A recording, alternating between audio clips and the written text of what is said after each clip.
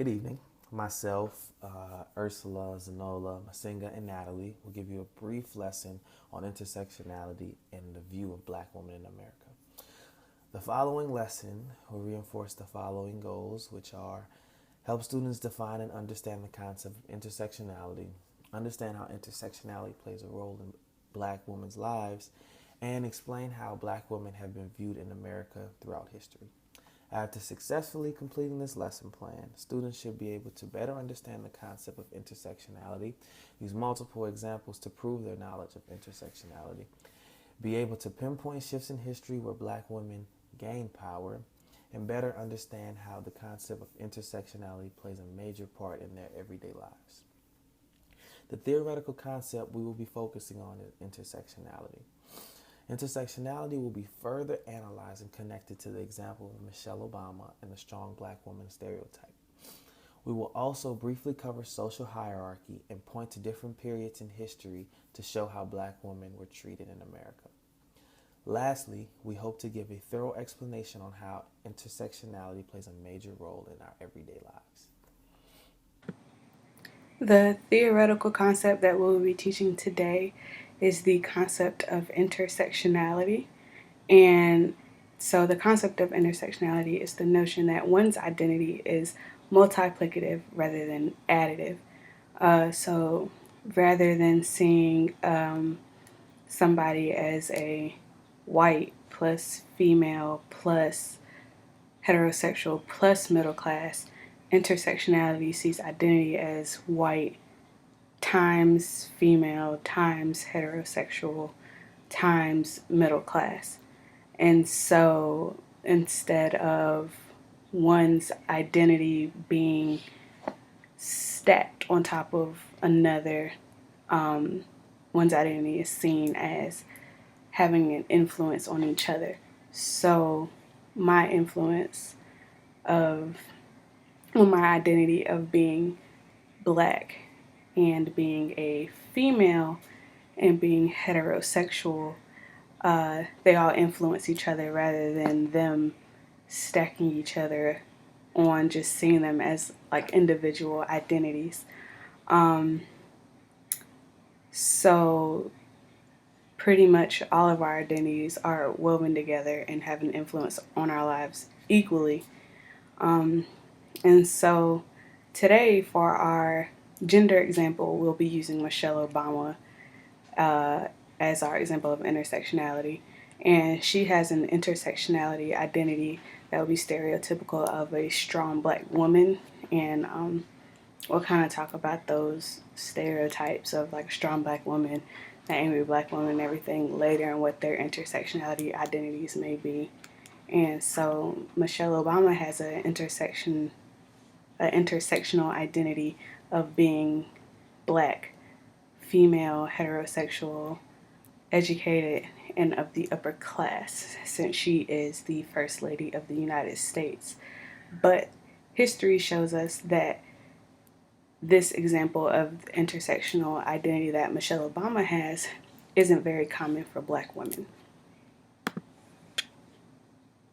History has shaped our idea of women's intersectionality based on a female's gender and race. The major concept of intersectionality is to convey the idea that not all women are treated the same. History has shown the difference of treatment between black and white women. There was a time where people thrived from the oppression of others, leading to the creation of a social hierarchy. Early society favored a patricial system, where men were dominant. At the top of the social hierarchy were white men. They were always the oppressors, never the oppressed.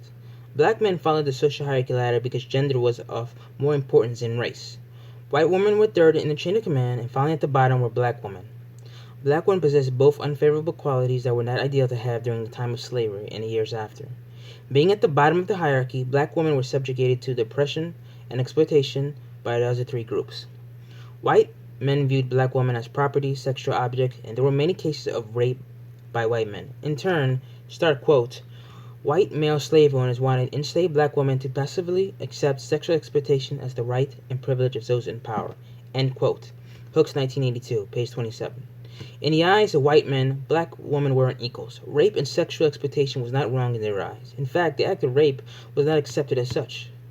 Overall, the goal of the white men was to teach black women to assume their role in the social order. White men had power over everyone, most importantly black women. They were made to believe that their bodies belonged to white men. As said in Hooks, 1982, start quote, "The black female was exploited as laborers in the field, a worker in domestico, a breeder, and as an object of white male sexual assault." End quote, page 22. Based upon the harsh treatment and exploitation of black women, stereotypes were assumed of black women. Going back to history, white women never saw black women as equal. Even though they were of the same gender, they found it beneath them to be in the same social order. Start quote. Sexist discrimination has prevented white women from assuming a dominant role in the perpetration of white racial imperialism, but it has not prevented white women from absorbing, supporting, and advocating racist ideology or acting individually as racist oppressors in various spheres of American life. End quote. Hooks, 1981, page 124. White women didn't want black women to have any advantage over them, but on the contrary, they quickly accepted black women when it came to women's rights. White women fought for equal rights in a world ruled by men. They wanted black women to join them to boost their numbers to effect change. White men did not like this idea. They wanted to keep the social hierarchy. In turn, start quote, in the white patriarchal power structure pits the two groups against each other, preventing the growth of solidarity between women and ensuring that women's status as a subordinate group under patricities remains intact. To this end, white men have supported change in the white woman's social standing only if there exists another female group to assume that role. End quote. Hooks, 1982, page 155. White men compromised in the end, and white women received what they wanted at the expense of black women, still being oppressed minority. White women literally benefited from the oppression of black women. Hey, okay, so our gender example is Michelle Obama. She is the First Lady of the White House. She's black, she's a woman, she's heterosexual, she is of upper class, and she is very educated, graduating from 2 universities, Princeton and Harvard.